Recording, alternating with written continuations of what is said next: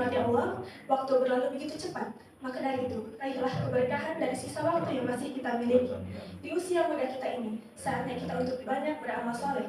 Karena apa? Karena kita masih sehat, karena kita masih mampu berpikir dengan baik, karena kita masih kuat, karena kita masih mampu melejitkan potensi-potensi yang kita miliki, karena kesempatan masih membentang sangat luas, dan semangat kita masih membara. Allah Subhanahu wa Ta'ala berfirman dalam Quran Surat Ar-Rum ayat 54.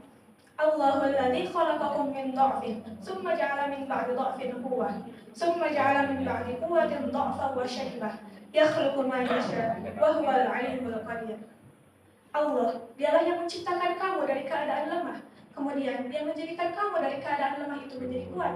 Kemudian dia menjadikan kamu dari keadaan kuat itu kembali menjadi melemah dan berubah. Dia menciptakan apa yang dia kehendaki, dan dialah yang maha mengetahui lagi maha kuasa.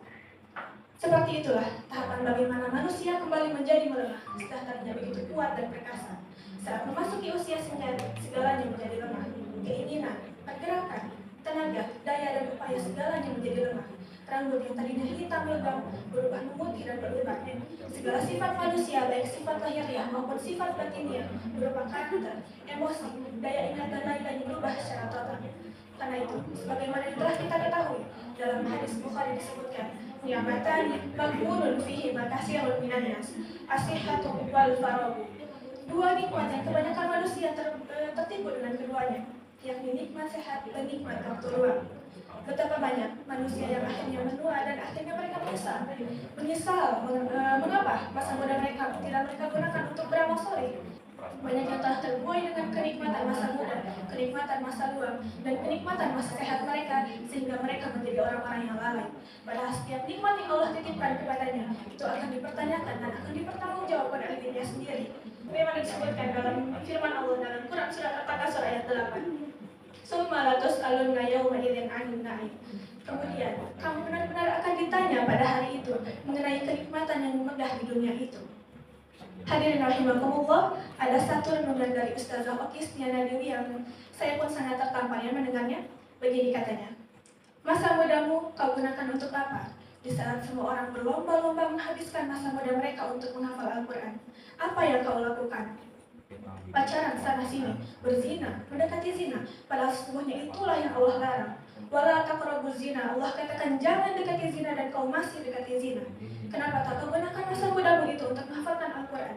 Bukankah Rasulullah SAW telah memberitahu kita bahwa Allah memiliki keluarga dari kalangan manusia?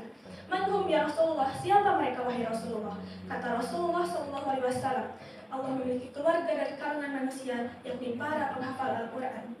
Mereka adalah orang-orang yang sehari-harinya dekat dengan Al-Quran. Kemana saja engkau selama ini wahai teman-teman sekalian? Sudah berapa banyak juz Al-Quran yang telah kau hafalkan?